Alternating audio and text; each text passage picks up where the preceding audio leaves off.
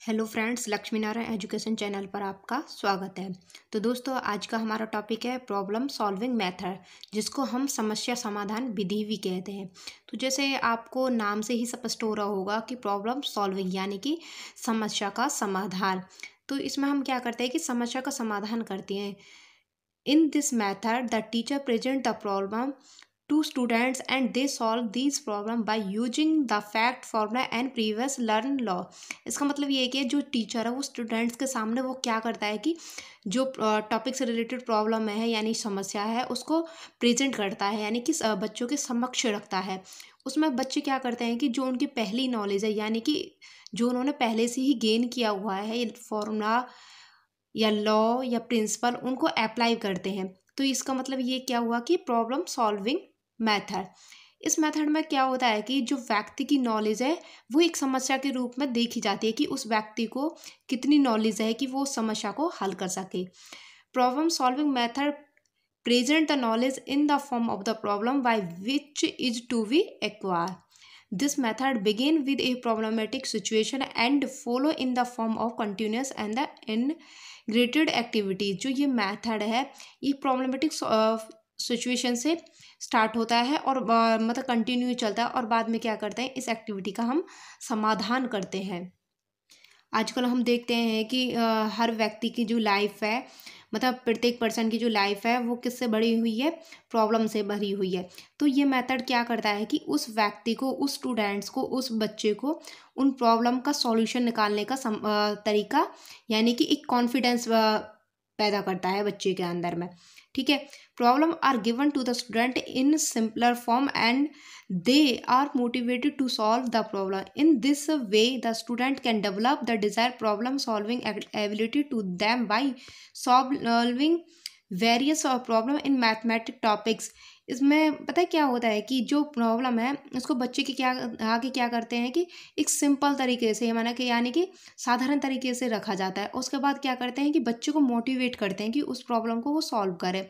तो इसमें क्या होता है कि जो स्टूडेंट है उसकी जो प्रॉब्लम सॉल्विंग एबिलिटी है वो क्या होती है, इंक्रीज होती है, यानी कि उसका डेवलपमेंट होता है। जो अब प्रॉब्लम सॉल्विंग मेथड है उसका प्रोसेस क्या होता है कि, तो देखते हैं इसका प्रोसेस क्या है। दोस्तों, ये बहुत ही इम्पोर्टेंट टॉपिक्स है, कई बार बीएड के पेडागोजी सब्जेक्ट में पूछ लिया जाता है, तो आप इसको अच्छे से करें। चलिए स्टार्ट करते हैं। Process of problem solving method. जो फर्स्ट प्रोसेस आता है इसमें क्या होता है कि presentation the problem. Presentation the problem इसका मतलब क्या है कि जो हमारा टीचर है वो जो प्रॉब्लम है उसकी प्रेजेंटेशन यानी कि उसको प्रेजेंट करेगा स्टूडेंट्स के समक्ष इन सिंपलर फॉर्म में। The teacher should present the problem in front of the student. क्या करेगा टीचर, प्रॉब्लम को स्टूडेंट के समक्ष प्रेजेंट करेगा यानी कि उनके समक्ष रखेगा। सेकंड आता है understanding the fact of given problem. अब जो स्टूडेंट है, अब टीचर ने क्या कर दिया, अपना काम कर दिया वहाँ पे कि उसने स्टूडेंट्स के सामने क्या है कि उस प्रॉब्लम को रख दिया। अब जो स्टूडेंट्स हैं वो क्या करेंगे कि जो प्रॉब्लम है उसको समझने की कोशिश करेंगे।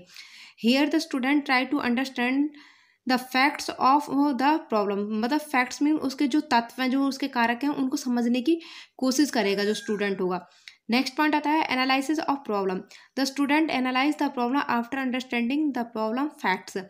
एनालिसिस ऑफ द प्रॉब्लम, इसमें क्या होगा कि जो स्टूडेंट है उसको एनालाइज करेगा यानी कि अपने तरीके से उस चीज़ को समझने की कोशिश करेगा। जो प्रॉब्लम है वो कैसे कैसे दी गई है, उसका क्या तरीका है, कैसे कैसे उसको सॉल्व करना, तो वो क्या करेगा वहाँ पे एनालिसिस करेगा।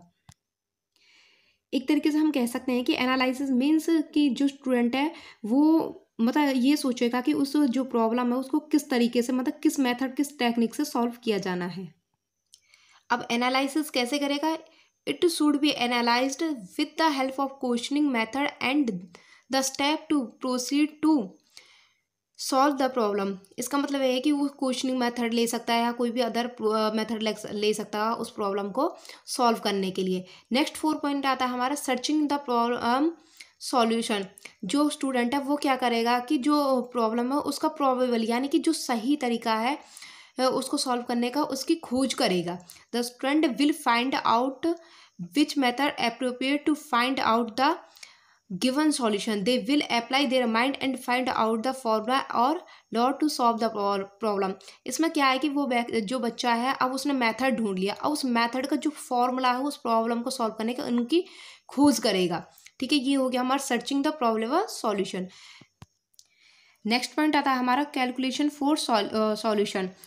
After know the method they will apply it and calculate to find out correct answer. Student should have the ability to calculate the correct and fast. इसमें क्या करेगी, जो स्टूडेंट है अब उसने फॉर्मूला भी ढूंढ लिया, मतलब एनालिसिस कर लिया, उसके बाद सर्च भी कर लिया फॉर्मूला क्या है, अब उस फॉर्मूले को लगा के उसमें क्या करेगा, उसकी कैलकुलेशन करेगा उसका सही आंसर निकालने के लिए। तो वो क्या हो गया, हमारा कैलकुलेशन हो गया फॉर सॉल्यूशन के लिए। नेक्स्ट पॉइंट आता है हमारा टेस्टिंग ऑफ एप्रोप्रिएट सॉल्यूशन।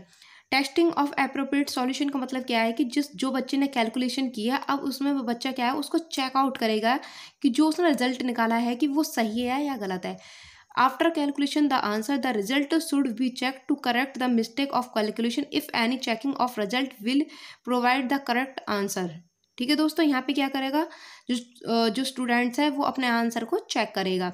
जैसे तो आइए इस सारे प्रोसेस को एक एग्जाम्पल के थ्रू समझने की कोशिश करते हैं। Ratio of Ram and Shyam age in years 5:7। जो राम है और श्याम उनकी जो एज है उनका रेशो दिया गया है 5:7, यानी कि राम की एज 5 ईयर एंड श्याम की age is 7 year. Ram age by 9 year more and Shyam age be 9 year less. जो राम है उसकी एज क्या है कि 9 साल ज़्यादा है और जो श्याम है उसकी एज क्या है 9 साल कम है। Then Ram age is twice of Shyam age. जो तब क्या है कि जो राम है उसकी एज क्या है कि जो श्याम की एज है उसकी डबल है। फाइंड देयर एज, अब उनकी एज निकालना है। तो जो ये हमारे प्रॉब्लम के होगी, यानी कि जो ये हमारा एग्जाम्पल होगी, ये क्या होगा, प्रेजेंटेशन हो गया। तो यानी कि प्रोसेस का फर्स्ट पॉइंट हो गया प्रेजेंटेशन ऑफ प्रॉब्लम। ठीक है, अब देखते हैं सेकंड पॉइंट। सेकंड पॉइंट क्या होता है, understanding the fact of the problem. उसमें क्या करते हैं कि जो प्रॉब्लम हो उसको अंडरस्टैंड यानी कि समझने की कोशिश करते हैं। तो यहाँ पे हमने क्या मान लिया कि राम एज को मान लिया हमने 5x ईयर और जो श्याम की एज है उसको मान लिया 7x ईयर। ठीक है, तो इसमें क्या हो गया कि हमने अंडरस्टैंड किया उस एज को, यानी कि जो हमें एक थ्योरेटिकल प्रॉब्लम दी गई थी उसको हमने क्या किया, मैथमेटिकल प्रॉब्लम में चेंज कर दिया, यानी मैथमेटिकल टर्म्स में चेंज कर दिया। तो वहाँ पे क्या हो गया, अंडरस्टैंडिंग। नेक्स्ट आता है हमारा थर्ड स्टेप होता है जिसमें हम एनालिसिस करते हैं, यानी कि उस चीज़ को टुकड़ों में तोड़ कर दे रहे हैं कि जो प्रॉब्लम है वो कितने पार्ट्स में और कैसे दी गई है और उसको किस मेथड से सॉल्व करना है। तो देखते हैं आगे। If Ram age be 9 year more than his age. जो राम की एज है 9 साल ज़्यादा थी, जो मैंने पहले ही बताया, तो उसकी टोटल एज कितनी हो गई, 5x प्लस में 9 ईयर। आगे देखते हैं। If Shyam age be 9 year less than his age be. जो श्याम की एज थी वो क्या मानी थी हमने, 7x। तो लेस मीन्स कम, तो उसमें से क्या करेंगे, उस 9 को माइनस करेंगे। तो ये क्या हो गया, हमारी इक्वेशन नंबर 2। यानी कि जो हमारी राम की एज की इक्वेशन थी 5x प्लस में 9 और जो श्याम की एज की इक्वेशन है 7x माइनस 9। तो ये क्या हुई, हमारी इक्वेशन नंबर 2 हो गई दोनों। तो इक्वेशन नंबर 2 में क्या किया कि उसने ये क्या हुआ, हमारा थर्ड स्टेप हुआ, एनालिसिस किया उस चीज़ को। ठीक है, टुकड़ों में तोड़कर उसका मेथड ढूंढ दिया कि उसको कैसे सॉल्व करना है। अब आगे देखते हैं कि अकॉर्डिंग टू द इक्वेशन, तो अब इसको सॉल्व करना है। तो वहाँ पे क्या कर रहा है स्टूडेंट है, जो सर्चिंग कर रहा है फॉर्मूले को कि उसका फॉर्मूला क्या होगा कि इनकी जो एज निकालनी है। इसमें क्या है कि उसने देखा कि दोनों मतलब एक वेरिएबल दे रखा है और इन दोनों को हम इक्वल रख देंगे, तो वहाँ से क्या करेंगे, हमारी वेरिएबल की जो वैल्यू है यानी एक्स की वैल्यू वो निकल आएगी। तो ये क्या हो गया, हमारा फॉर्मूला हो गया। तो यानी कि उसमें क्या किया स्टूडेंट ने, सर्चिंग किया, यानी हमारा फोर्थ स्टेप प्रोसेस का searching of the solution of the problem. ठीक है, अब इसने यहाँ पे क्या किया कि जो इस वैल्यूज को एक दूसरे के इक्वल रखा। इक्वल रखने के बाद वो पहुंचा फिफ्थ पॉइंट पर, यानी जहाँ पर उसको यानी कैलकुलेशन करनी थी। तो उसने कैलकुलेशन करते हुए क्या निकाला, एक्स की वैल्यू निकाली जो कि इक्वल टू आई हमारी 3। तो यहाँ पे क्या होगा कि स्टूडेंट है जो उसने कैलकुलेशन करी। अब जो x की वैल्यू निकली थी उसने जो राम की वैल्यू मानी थी वहाँ पे जो 5x थी, x की जगह 3 रख दिया। तो वहाँ पे राम की एज थी वो कितना हो गया 15 ईयर और जो श्याम की एज हो गई वो 21 ईयर। तो अब उसमें क्या करेगा, नेक्स्ट 6 पॉइंट आता है हमारा चेकिंग आएगा, जिसमें हर टेस्ट का जो हमारा रिजल्ट है उसको चेकआउट करते हैं। तो उसने जो पहले ही फर्स्ट स्टेप में क्या माना था कि जो उनका रेशो दिया हुआ था 5:7 दिया हुआ था। अब जो उसने एज निकाली है उसको उसके पुट किया, मतलब रेशो में ही रखा और उसको सॉल्व करते हुए उसका 5:7 ही निकला। जो 15:21 है, इसको 3 से कैंसिल कर दिया, 3 से 5 गया 15 और 21 गया 7, तो यानी 5:7, जो कि हमें ऑलरेडी गिवन था एग्जाम्पल में ही। सेकेंड पॉइंट क्या आया कि if Ram be elder by 9 year than Shyam, जो राम है वो श्याम से क्या था कि 9 ईयर एल्डर था, यानी कि बड़ा था, उसकी 9 साल ज़्यादा दे रखी थी एज, तो 15 प्लस में 9 जोड़ दिया तो उसमें कितना आया 24 ईयर हो गया। ऐसे ही जो श्याम थी उसकी 9 ईयर एज कम थी, तो उसमें 21 माइनस में 9, यानी कि जो 21 और 15 हमने कहाँ से लिया है, कैलकुलेशन वाले स्टेप से लिया है, तो उसमें क्या है 12 ईयर।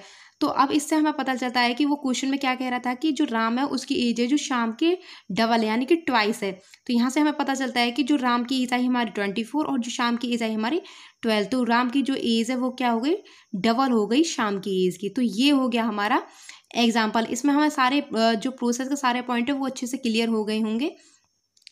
तो आइए इसके बाद हम देखते हैं मेरिट। जो प्रॉब्लम सॉल्विंग मेथड है उसकी मेरिट यानी कि उसकी अच्छाइयाँ क्या हैं। It develops desirable qualities like patience, self reliance and confidence. जो ये प्रॉब्लम सॉल्विंग मेथड है ये क्या करता है कि उन क्वालिटीज़ को विकसित करता है स्टूडेंट्स के अंदर, यानी कि पेशेंस यानी कि धैर्य की भावना को, सेल्फ कॉन्फिडेंस यानी कि उसको आत्मनिर्भर बनने की जो भावना है उसका विकास करता है। सेकंड पॉइंट आता है it trains the student to solve the problem.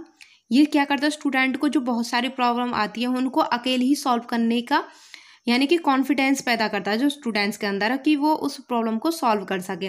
Next point आता है हमारा it develops the habit of independent work.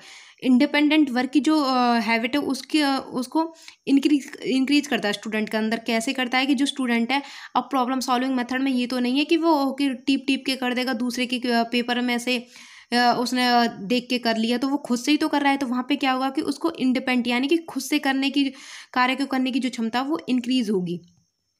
Next आता है increase the thinking and reasoning imagination power. जो ये प्रॉब्लम सॉल्विंग मेथड है ये क्या करता है बच्चे की जो सोचने समझने की क्षमता है यानी कि इमेजिन करने की क्षमता है उसको इंक्रीज करता है। कैसे करता है कि जो बच्चा है प्रॉब्लम का सॉल्यूशन तभी तो निकालेगा, वो सोचेगा कि उसका मेथड क्या था, फिर सोचेगा उसका फॉर्मूला क्या था, फिर सोचेगा कि अब इसको कैसे कैसे हम पुट करें कि इसका सॉल्यूशन निकल जाए।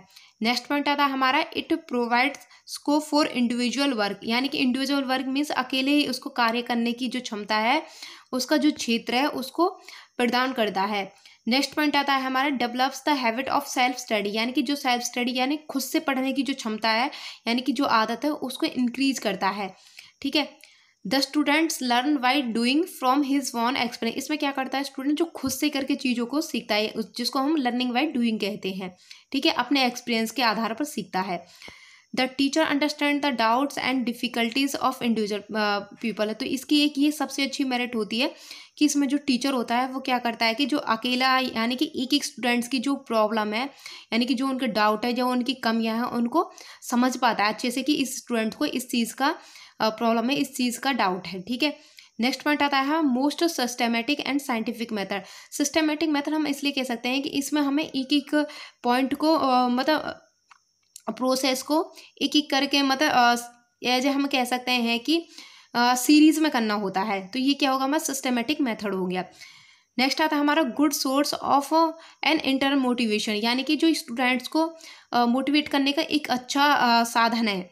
इसमें स्टूडेंट्स मोटिवेट होता है खुद से करने के लिए, जो उनकी प्रॉब्लम है वो खुद से कैसे उनको सॉल्व आउट करें, तो उसके लिए वो मोटिवेट होता है जो स्टूडेंट है। अब आती है हमारी demerits of problem solving method. इसकी कुछ कमियां भी होती हैं।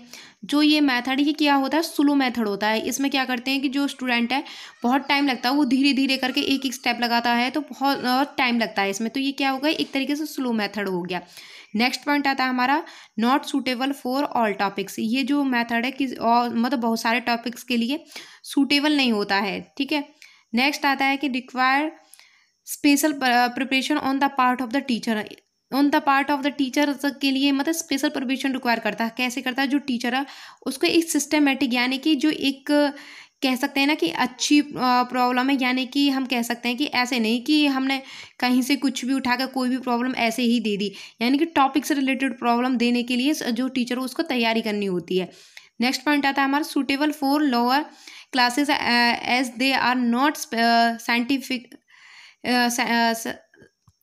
sufficiently mature for the purpose. जो ये मेथड है वो छोटी क्लासेस के स्टूडेंट्स के लिए क्या होता है, सूटेबल नहीं होता है, क्योंकि इसमें जो सफिशिएंटली मेच्योर यानी कि जो बच्चे में उसको समझने की एक मेच्योरपन होता है ना, कि छोटे बच्चे में वो नहीं हो पाता है कि उस प्रॉब्लम को कैसे सॉल्व करना है। नेक्स्ट पॉइंट आता है tempted to pick up wrong hypothesis. इसमें क्या करता है कि स्टूडेंट रॉन्ग हाइपोथेसिस, मतलब कई बार ये होता है कि जैसे हमने ये एग्जांपल दिया था, इसमें जो राम और श्याम की एज दे रखी थी 9 ईयर ज़्यादा एंड 9 ईयर कम दे रखी थी। इसमें क्या करता है स्टूडेंट, कई बार क्या करता है कि रॉन्ग तरीके से ले लेता है कि उनको मतलब सही से मतलब सीरीज में यानी कि फॉर्मूले में पुट नहीं कर पाता है, तो ये क्या हो गया, हमारा रॉन्ग हाइपोथेसिस हो गया। नेक्स्ट आता है required independent effort on the part of the student. जो इसमें क्या है कि जो स्टूडेंट है उसका इंडिपेंडेंट यानी कि खुद से करना होता है सारा कुछ, उसको इंडिपेंडेंट बनना होता है, उसको मतलब ये नहीं है कि वो किसी और स्टूडेंट की सहायता ले सकता है इसमें, तो उसको ये सारी चीज़ें क्या है खुद से करनी होती है। नेक्स्ट आता है हमारा also faces a lot of practical limitation. तो इस मेथड में क्या है कि बहुत सारी हम जो प्रैक्टिकल लिमिटेशन है उनको भी फेस करते हैं।